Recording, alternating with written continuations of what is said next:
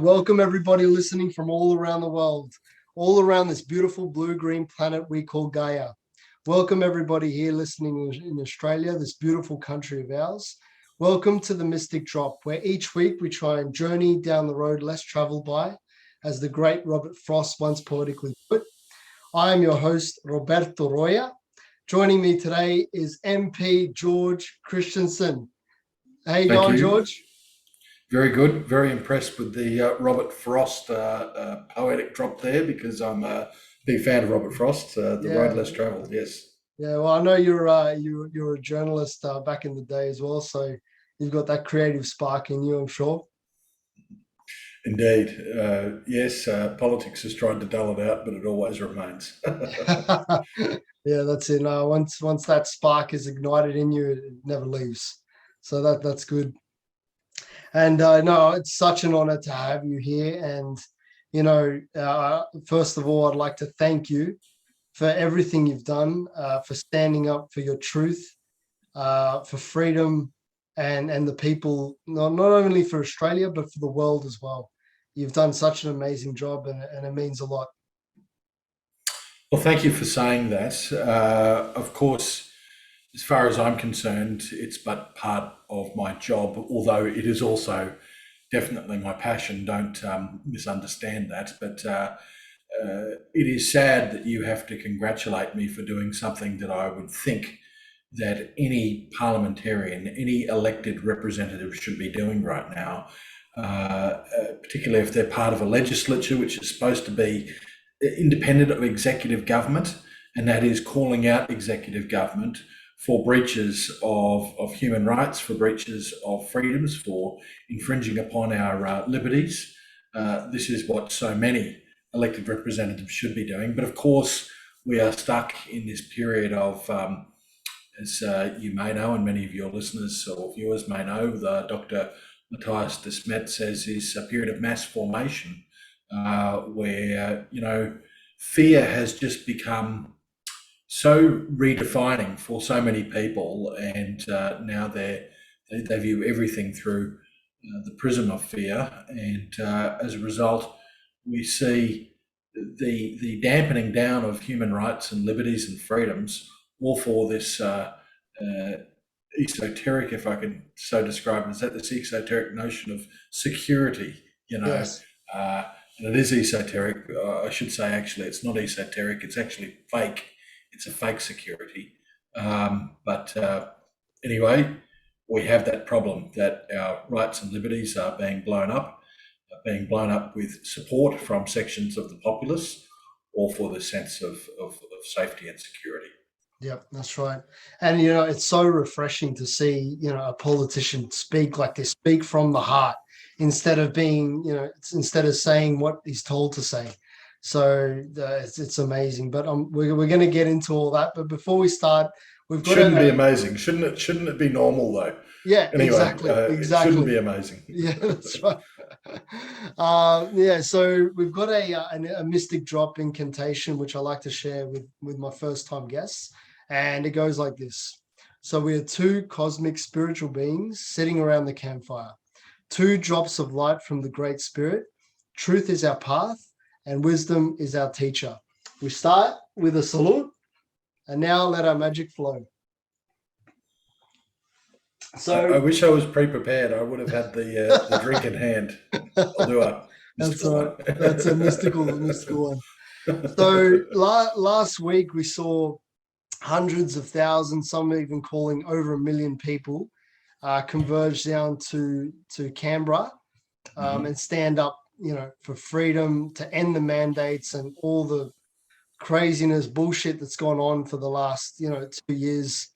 It was just, it really touched my heart to see all that. I couldn't be there personally. And I just think how many other people that just couldn't be there, because of family, other circumstances. It would have been huge, even bigger than what. What are your thoughts on the event, and how that's going to impact going forward with all this? Spectacular. That's what it was. It was spectacular. I mean, I'm actually told, and I'm a bit jealous by people that actually the crowds that are in Melbourne were much larger than that. I would have loved to have seen that. But this, by and large, had to be the biggest demonstration or protest rally that I've ever seen in Canberra in the 11 years that I've been serving as a member of Parliament and going down to Canberra. Now, if you don't believe George Christensen because you think that I'm completely and utterly biased, because I'm very, very pro-freedom and anti these mandates, well, believe Chris Ullman, who's a veteran journalist with Nine News, which is by no means some rabid right-wing conspiracy theorist sort of, insert pejorative here outlet as they go on with. But he said 30 years he has never seen anything approaching that size of that crowd. Now, I believe that. I don't believe the media who say, oh, there was only a few thousand there, only 10,000 there. Well, look, if that was any sporting match, it would have been sold out. Yeah. And there would have been a big problem because there would have been a lot of people with tickets that weren't able to get seats. So it was huge. And that does a number of things, Roberto. One, it did what you just said. It put a steel in your spine and in mine too, about the fact that there are so many other Australians that despite all of the flack that they've been copping, and let's just go beyond Australia, we look at it around the world as well and see what's happening in Canada, what's happened in so many different places. People who are willing, despite all of the flack, despite the condemnation, despite the slurs of anti-vaxxers and tinfoil hat wearers and conspiracy theorists, everything else that they can throw, despite the fact that their jobs are on the line, despite all of this, they still go out and say, enough, stop it. Exactly. And there's something to be said for that. There's something to be said for the energy that it creates, the motivation that it brings to you and me and many others to continue going down that path of resistance to what, quite frankly, is an attack on freedom. And so we will continue to do it. It may not have brought about the end of the mandates, right? But it does a few things. It alerts all of those people that feel the same way that, hey, you are not a small minority. You are a huge number. And it also puts the people who are perpetuating the theft of our freedom, that they are on notice because the number is huge. Thank you so much for saying that, because I know even I felt that in myself sometimes. We feel so alone. We feel like, oh, why am I the only one standing up fighting? But seeing that huge crowd coming together in peace and love and just wanting to get on with their lives was just a beautiful thing to watch. And And it and was I was very peaceful. very proud, of my Australian heritage and everything, that we stand up for in this community. It was so peaceful, Roberto. Like, there were claims throughout the week that it was going to be a violent crowd, that they were going to do things. And of course, the mainstream media always focus on the one or two outliers in the crowd that might do something that looks a bit untoward. They focused on one guy that ran through what was a police line, wasn't violent about it, and he grabbed a flag and he started waving it in front of Parliament House. I mean, that's really the most violence that you saw at that protest, which wasn't violence really at all. And so what I saw and what I witnessed and what I participated in were spontaneous acts of brotherly love or sisterly love, you could say, where the person up on stage said, "Look at these people around you. They're all heroes. They're all standing up for everything that you believe in. Give them a big hug." And so there was spontaneous outbreaks of hugging complete strangers, which I don't recall seeing at too many violent rallies. No, and then of course the media doesn't report on that, so they just like to pick out the little things and go with that story instead. But that's the game that they play. Going across the waters in Canada, what's happening in Canada at the moment is just absolute madness what Trudeau is doing. And even in New Zealand, they parked outside of Parliament there and camped up. And I wonder why the powers that be, I call them the cabal, are going so hard after these Commonwealth countries, New Zealand, Canada, Australia? Why is it, in your opinion? Yeah, that's interesting. I haven't stopped to think about that particular aspect of it, but that is interesting. I'd need some time to collect my thoughts on that. But just when you talk about Canada, before getting to that point of your question, it's interesting because in the United States there was a lot of shock and disbelief at how far things have gone in Australia, particularly in the Socialist Republic of Victoria that we have, and also in the Northern Territory with some of the statements that come out of Michael Gunner and the fact that there was a quarantine detention camp that's been set up there that people are just put in for being in close contact with others. So America's been in real disbelief and shock at what Australia has done. But I noted just before I got on here an email from a newsletter over in the US that I signed up to, and what they're now saying is that even the Australians are shocked at what's happening in Canada. It's gone that far. Yeah. So, and this is true. I mean, cancelling people's bank accounts or freezing them, making what is essentially a peaceful protest now an illegal act. People getting trampled upon by horses. This is beyond the pale, and I wonder how far this is going to go in Canada. I think that the situation is very, very dangerous there, very, very dangerous for a number of reasons, and it's either going to result in one of two things. Either Justin Trudeau will go from office, or there is going to be such a massive crackdown and violent crackdown on the otherwise peaceful demonstrators that the whole world will be left in shock. Either way, look, I think that things are going to heat up there before they cool down. Now, to your question, why are Commonwealth countries being targeted? Look, the only thing that springs to mind is the fact that we are in a system where the Westminster system, and it pretty much does reign supreme in the UK, where we did see also at the start draconian measures in Australia, in New Zealand, and in Canada, whereby the executive and the legislature are sort of fused together. What I mean by that is that in our House of Representatives in Australia, the party that has the most seats becomes the government. So they're connected together, the executive and the legislature. The House of Parliament that's supposed to be about representation becomes essentially the one thing. In the USA, of course, they have a system that clearly delineates the executive government, the president and the cabinet, from the legislature, where the representatives in the House of Representatives and the senators in the Senate actually are. And so therefore you get more, it seems more often there are people who are speaking up that might be Democrats against, say, a Democratic president, or there might be more Republicans speaking up against a Republican president. And I think that there's a lesson in that. We also don't have a constitutional Bill of Rights in any of those countries that I know of.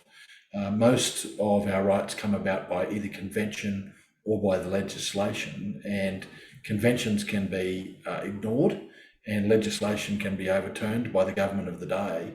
So America, for all of the faults that people want to throw at it, I think they've got a couple of things right, more than a couple of things, they've got a lot right. They've got a Bill of Rights that's enshrined.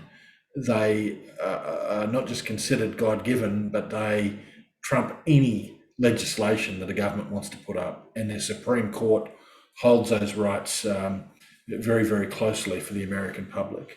The second thing is that separation between the executive and the legislature means that when the executive government does something wrong, for instance, locks down an entire city, there might be people in the legislature that get up and say, no way, this is completely and utterly wrong.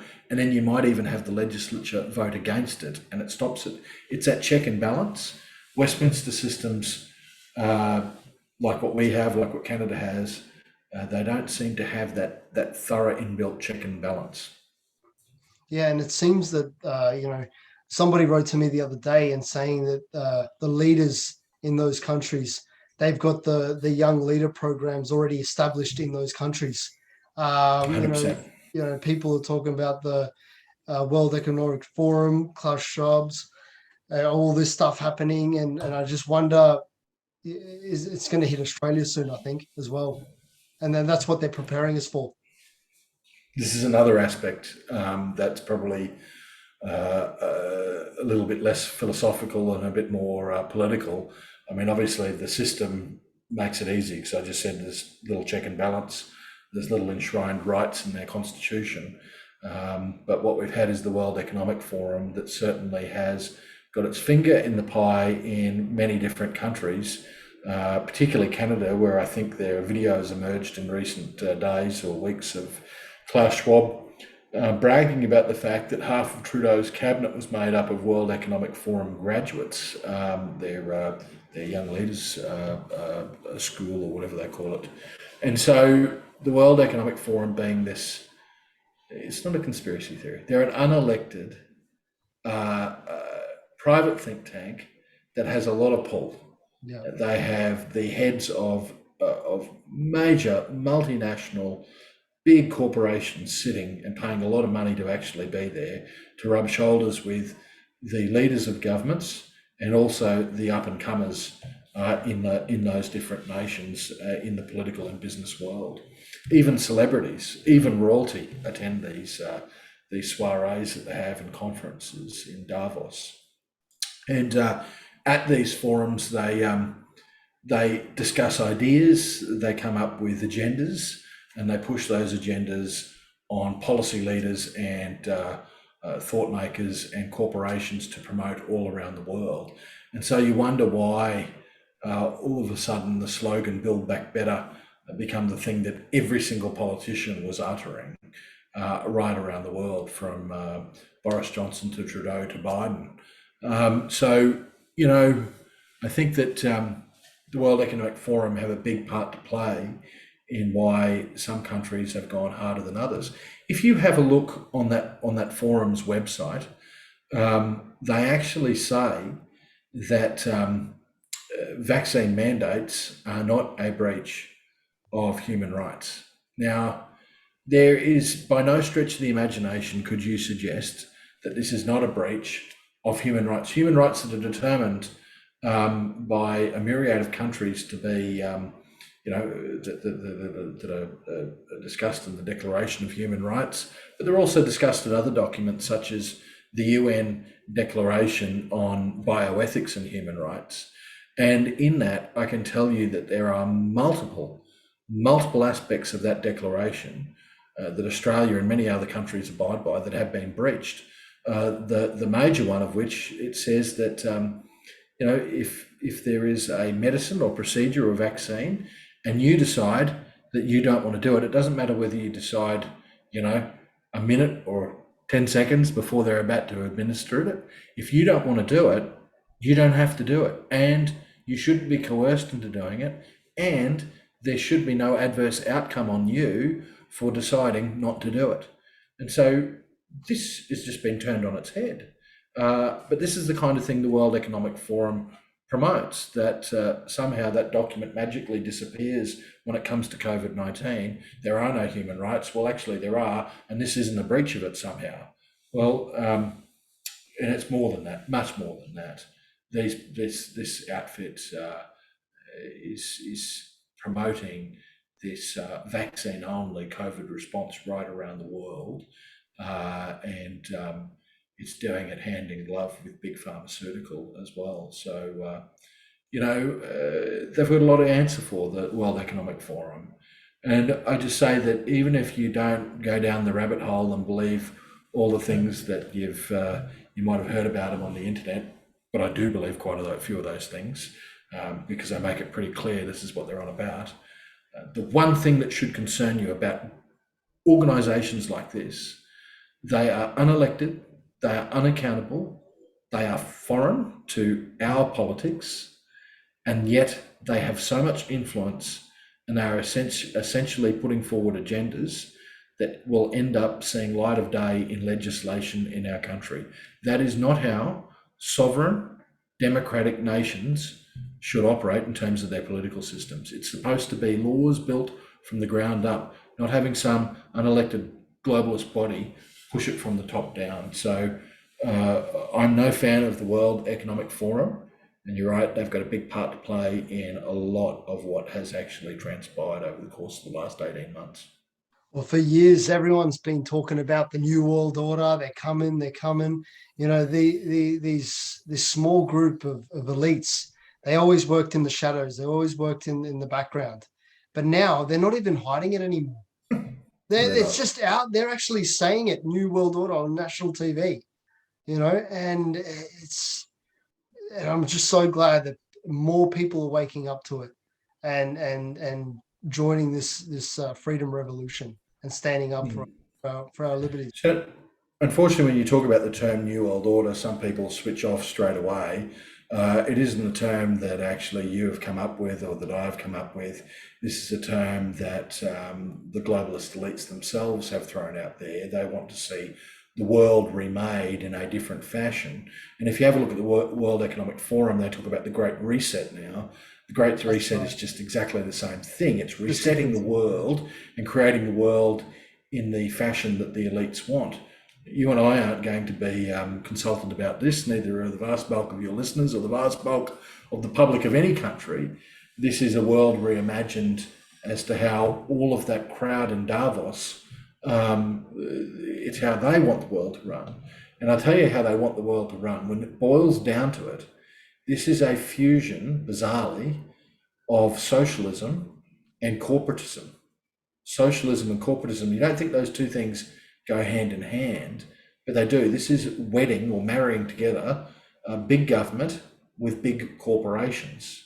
And from data and privacy through to coercion and control, the whole thing will be done hand in glove between big governments, perhaps even global government bodies, and big corporations. That is the frightening future that we now face. And they don't make any bones about it. Even the throwaway line that's been pilloried right around the world now in that Great Reset ad, you know, in the year 2030, you'll own nothing and be happy. Well, that's socialism, where we all own nothing and apparently we're happy. It sounds actually like a threat. You'll own nothing and you'll be happy. But you know, it's socialism. But guess what? Someone actually has to own something. Who's it going to be? Is it going to be big government? Is it going to be big corporations that we have to rent off like we're serfs?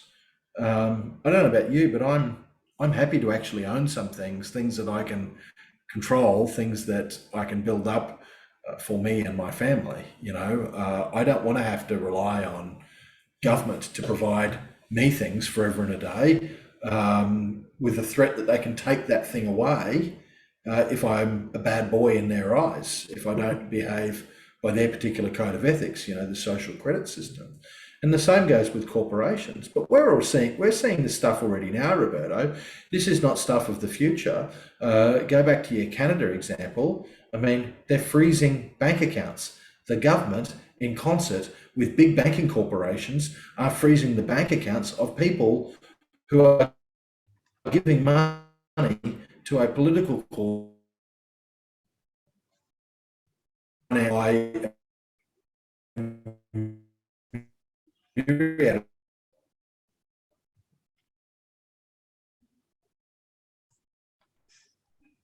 Facebook and Twitter simply because they don't like their view.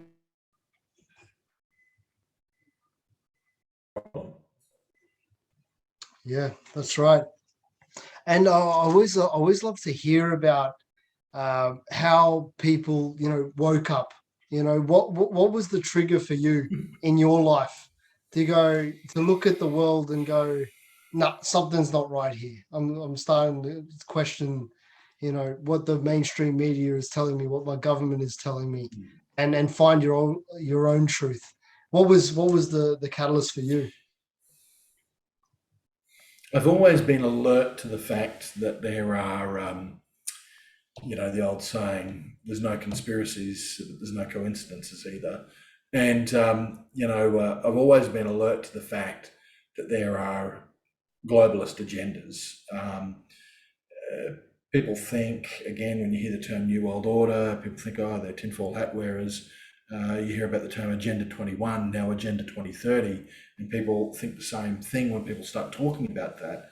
But these are real globalist agendas that sound all lovely, and very, very benevolent and all the rest of it. But when you scratch the surface, you find some pretty authoritarian stuff that I think sovereign people in a particular country would not support as a policy. And for instance, the depopulation agenda has been a big agenda amongst globalist bodies, whether it's private think tanks like the Club of Rome, through to the United Nations, through to stuff that we're seeing come out of the World Economic Forum. So I've always been sort of aware, that's been in my peripheral view. But over the course of this pandemic, I thought this was going to be a huge problem. I thought we were going to have potentially millions of people or 1 million people dead in Australia. And that didn't come to pass. So it was like, well, someone either lied or someone didn't get this right. I think it's probably a combination of two things there, but the lying we saw certainly out of communist China, where they had the videos of people falling face over in the streets. I mean, that was bogus. There's no one that's fallen face over in the streets here in Australia because of COVID-19. So something really weird was going on there. But then Imperial College put out their numbers and that was wrong. So I thought, something's not quite right here. I probably give it the benefit of the doubt for a month too long. And I thought, no. There's this big mistake that's happened here. This panicked, this over panic basically that's gone on, that has led to all of these things like the economy, small business, jobs, freedoms, liberties, all being blown up, apparently to save us from this virus that, as it turns out, has a 0.27% infection fatality rate, which means 99.73% of people survive COVID-19. Have I got that number right? 99. What did I say? It's 0.27. Yeah, 99.73% of people survive it. So, and their figures out of the World Health Organization, Dr. John Ioannidis, actually, it was published in the World Health Organization's journal or periodical. But back to the point, where did I get awake rather than woke? Well, there was a lot of crazy things that were happening, and you sort of just think, well, they're all still panicked. At some point, someone's going to snap out of it. And there was an alternative treatment that was available. Starts with I, ends with N, and doctors were prescribing it. In fact, a GP prescribed a treatment pack to me that was a treatment pack if I ever caught COVID-19. And then the Therapeutic Goods Administration just, in the blink of an eye, banned it. They essentially stopped GPs from prescribing this particular drug, which I won't name in case you're going on Facebook or YouTube, and they banned it on this bizarre basis that if people were to take this particular drug, they might think they're safe from COVID-19, and they might then contract COVID-19 and still think that they're safe from it and they don't have it. And they might go out then and infect other people, and they might seek to not be hospitalised because they think they don't have it. And I thought, wow, by that logic, you could say, don't do vaccines, because you could take away this drug's name and insert the word vaccine, and the same logic would flow.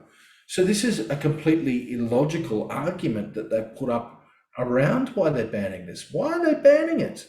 Like it really did my head in. And the more and more I thought about it, the more I thought, no, there's just too many things happening Yeah. that are illogical or irrational. And, perhaps the stuff about mass formation from Professor Matthias Desmet at the University of Ghent, perhaps he's right. I think he probably is. Some people have just gone mad. But perhaps there's also other motivations going on here. And the motivations, I think, are to do with making huge profits and also control. And that's what scares the buggery out of me, that we have had a swathe of our population who have just succumbed to this, who've not just succumbed to it, who've become a cheer squad for it. And they don't see that their freedoms are literally not just on the line, but have been chopped. Their freedoms have been curtailed for really big profits and big government control. And there could be more, but I don't know about the more, mate. There could be more, but I don't know about the more. They don't invite me to the cabal meetings, so I can't tell you the rest. No, me neither. And I always say to people, people ask me, why are you doing this? Why are you putting in this effort? No one's going to listen. And I say, I'm doing it not only for our freedom community, but I'm also doing it as people you said, the ones that are just following, because I'm fighting for their freedom as well. And I'm sure you are too, every time you speak out. So again, thank you for all you're doing. Roberto, eyes are being opened up. I mean, I've had a day here in my electorate, and sometimes I second guess myself, like everyone else, right? I think to myself, oh, gee, I'm saying too much about this. Maybe I should shut up about it and talk about something else, and forget about this because, some people are probably annoyed at me or whatever. I advertised a series of public meetings in my electorate. And I said to people, come and see me and talk about whatever issue you want to talk about. This is your opportunity. If there's something that's got your goat, or a problem that you've got in particular, I'm going to come to this park and I'm going to listen to what you have to say. And everywhere where I've went, there is one topic that dominates the entire discussion. And it's not me putting it forward, it's the people, the average people that are turning up to this meeting, everyday people, and what they're talking about is vaccine mandates, their concerns around this whole agenda. And mate, I got to tell you, those people down there in Canberra, half of them think that I've gone off the deep end. I love to bring them to these meetings. Their eyes really would open. Yeah, exactly. Shifting gears a little bit. This is something that's close to my heart. Talking about freedom and loss of freedom. Julian Assange, one of our own. Yes. Everything that he's gone through and exposed over the years and suffered for that. What will it take to get him safely back to Australia, and live out his life again? Look, I think it'll take two things. One, it'll take the Australian government actually saying publicly that we want this dropped. I think that's now got to happen, and not got to happen behind closed doors, because that can be denied. It's got to happen publicly, and someone's got to say, preferably the Prime Minister, that we want Julian Assange, all charges against him dropped, and we want him released from jail. After all, he's our citizen. The second thing, and I don't know that necessarily will lead to him immediately being released and having charges dropped, but what definitely would is if the political left, the left wing of the political spectrum in the United States actually started putting pressure on the Biden administration to drop those charges. At the moment, it's sort of this bizarre thing where you've got people who are, it's a mainstream issue on the left side of politics. No, I'll go back on what I said there. Sorry, correction. It delves into the mainstream from time to time, but they don't ever thoroughly advocate for Julian Assange to have all the charges dropped from him and all the rest of it. I mean, I see sometimes these sort of weak opinion pieces from left-wing news media organisations like, for instance, The Guardian, but you'll see them only sporadically, and they'll always be have the caveat that he's done a few wrong things in there, which dampens down the enthusiasm for his for the charges to be dropped and for his release. But what we need to see is the Democrats being held as much to account on this as the Trump administration was. We need to see, particularly the left-wing media, going for the jugular with the Biden administration. If you guys believe in free press, if you guys believe in freedom of speech, if you guys don't believe there should be political prisoners, why are you still pursuing Julian Assange?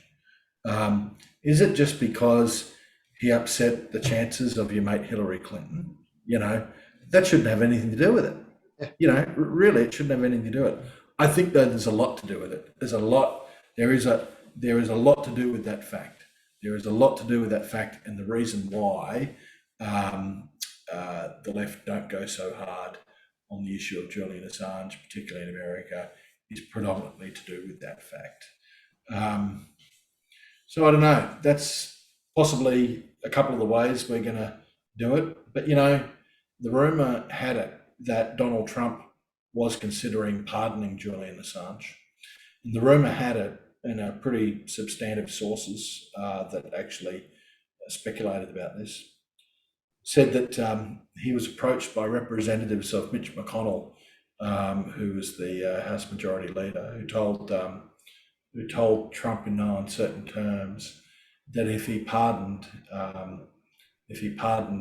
Edward Snowden or Julian Assange, I think it was Edward Snowden and Julian Assange, that if he did that, then they would vote to impeach.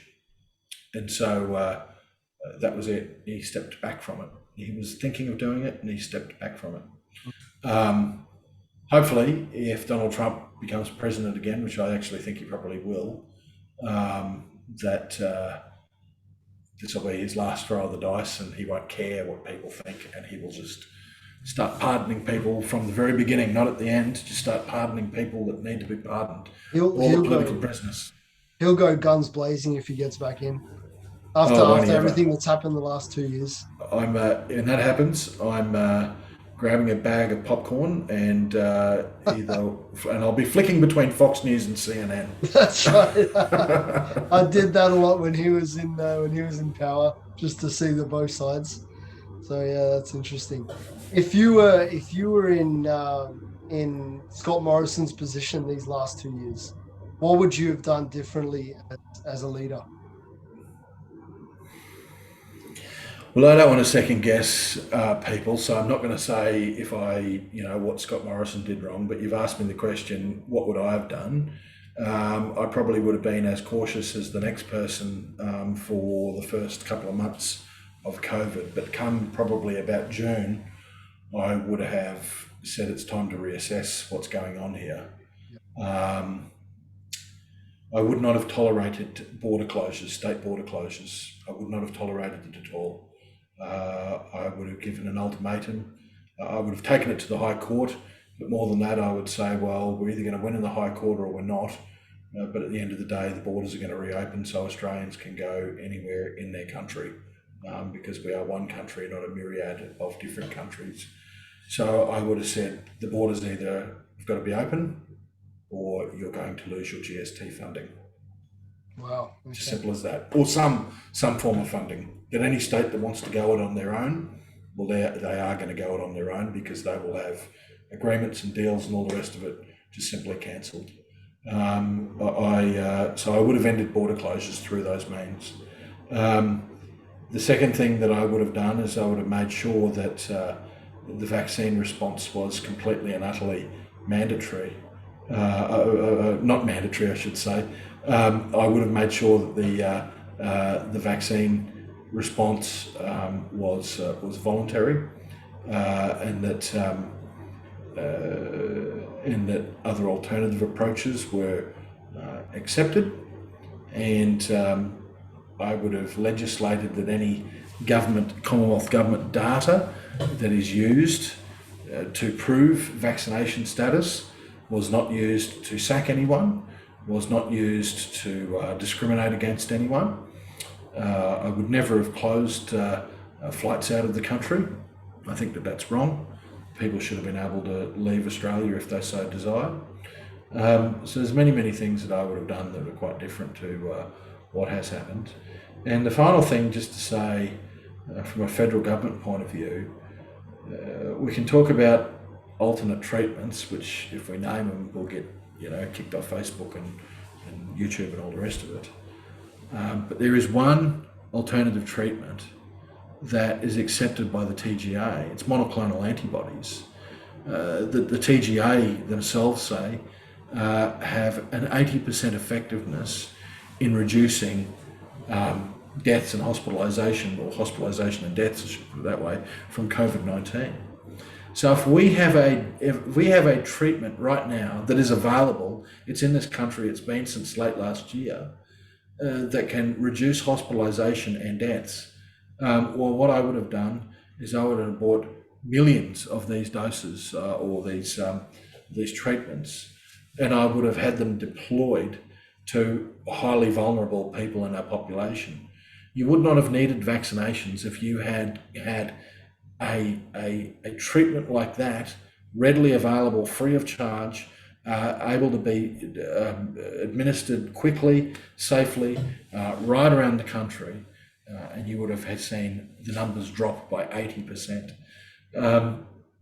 So there's some of the things that I would have done, but hell, I don't have my hands on those levers of power, and the frustration of sitting by and looking at all of this and sort of saying, look, I think you're doing this wrong, this should happen, I think you're doing that wrong, and at the end of the day, it sort of sometimes just felt like talking to a brick wall, because I think, and this is not just having a chop at my own side, this is everyone, all governments, all media, all institutions, even a lot of society.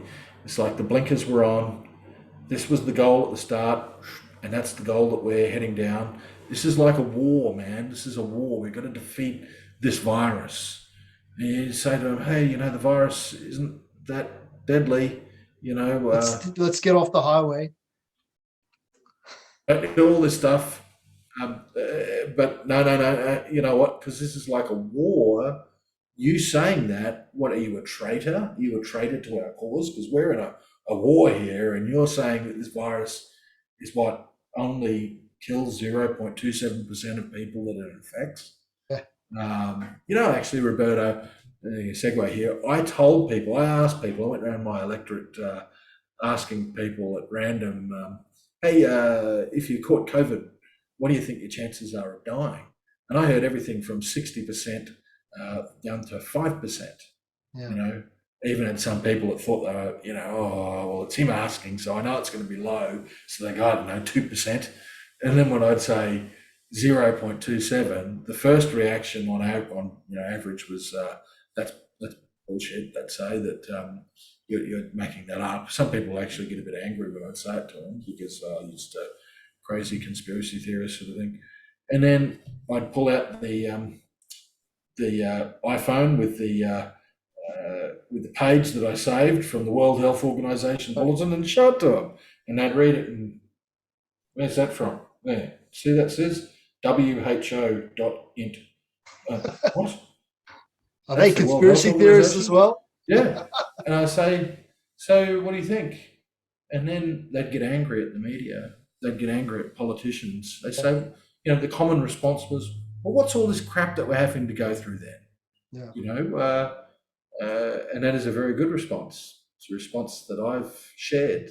Yeah. What is all this crap that we're having to go through? Why has no one stopped to get off the boat? Why has no one stopped to even turn the boat around? We've just been doggedly determined to just push in the same direction. And the fact that this whole thing's over, right? It really is already over. Omicron is just showing that this is nothing now. This is nothing. And yet we still have political leaders and those in the media and others that are wanting the show to go on. The show's over. It's just that the actors don't know it yet. The audience has walked out. The lights are being turned off. The curtain's being drawn, but the actors on stage are still acting out part of the play. And really, they need to get the message because it's just going to become intolerable soon. Yeah, that's right. And it needs to. When do you think for people that love traveling, myself, I'm not vaccinated. When do you think the country's going to open up? To leave the country, to leave the country freely and come back freely without being vaxxed. When do you think that's going to happen? I don't know. I really don't know when that's going to happen. They shouldn't be restricting people who can leave the country, vaccinated or not. I don't know what the issue is there. It will end when the emergency declaration that's been issued federally ends. They can't keep on doing that. That's done under a biosecurity order. And the only reason that exists is because of this declaration of emergency that's going on. So I'm not sure how long that can be pushed down the track, but they just extended it again. But at some stage, it's got to come to an end. So I can't help you there, but apart from agree with you that it's quite crazy. Look, I'm not going to bag out another country. If another country says the only people that can come here are people that are vaccinated, well, that's fine. I might have liked to have visited, but maybe I won't. If an aircraft, well, this actually does annoy me. I got to say, I disagree with this. Air carriers should not be saying no unvaccinated people. I think that's wrong. I think that's a step too far. I don't think that any business should be discriminating someone on the basis of their medical status. And I actually think, you asked me what else I'd do, I would enshrine that in law. Yes. I would enshrine that in law. That's the one. I really hope we get there. And so shifting gears again, I've always wanted to ask a politician this. So in the last few years, there's been a lot of news coming out from America, especially the Navy, saying that the UFOs are not only real, but they're encountering them on a daily basis in their ships in the air. I saw some of that. Yep. It's amazing, and I do follow the UFO disclosure movement. When do you think that Australia will open up their files on this very important topic? It's interesting because actually, if you go delving into that history, not that I have that much, but there have been a lot of UFO sightings. I think there's another name for it, and I can't remember the UAP. They call it UAP. Yeah, UAP. That's correct. Yeah. UAP.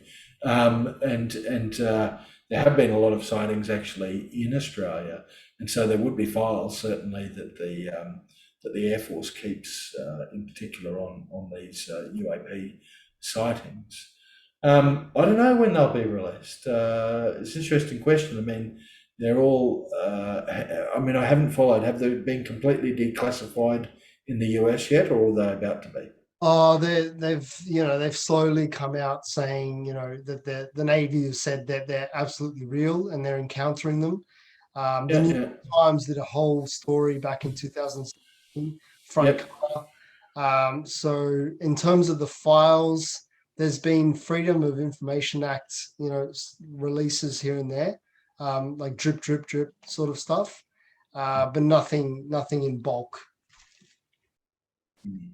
Well, look, if they have this information, I don't know why you would keep it secret, quite frankly. I mean, if you have information that, there's been these sort of sightings, well, you're not saying that there's definitely extraterrestrial life. What you're saying is that you've encountered an object that you cannot identify, and that should be made known. In fact, everyone's got a story. I've got a story, not a personal one, but the story was a relative of mine that I knew very well, who's passed away now. He worked up in far north Queensland in the conefields up there. He was actually working with the mill, the sugar mill at the time, and a loco. We have trains that drive around these sugar fields and pick up the cane, the sugar cane that's there, the billets, the stalks of cane, and these couple of guys went down on a loco, and they weren't seen for a while, and knew something was up, and they weren't answering the radio. So my relative and another guy got on one of the little pulley things, that they go down the line on, and they went down to find what's happened. The train's broken down, obviously. And they got there, and there was a clearing, and there was this burnt circular sort of pattern in the ground, and the loco was there, shut down, and there were two guys who were just sitting there looking and smoking. And they said, "What the hell's happened?" They said, "Well, we turned the corner here, the train cut out, and we saw a UFO take off from the field here." Wow. And they said, "What are you smoking, guys?" But no, the train had cut out. The train had a mechanical fault, cut out completely, electronic stuffed. So they had to go and fix the train. And yeah, these guys stuck to their story. They saw something that they had no idea what it was in the field, and it took off. And there was a big burnt patch in the field that apparently verified their story. So Wow. I don't know what happened with that incident, but that's one for the records. Wow. Thank you so much for sharing that. That's an awesome story. Wow. That's amazing. And everyone's got the same sort of stories, with the electronics cutting out in cars. So very, very interesting. And I hope it does open up. So what's next for you? Because I know you're leaving politics soon. And I know you're not going to go quietly into the night. So what's next for George Christensen? Well, I don't know. I think that one thing that's mulled around in my mind over the course of the last year in particular is how ineffectual the political system has been in protecting these rights and freedoms.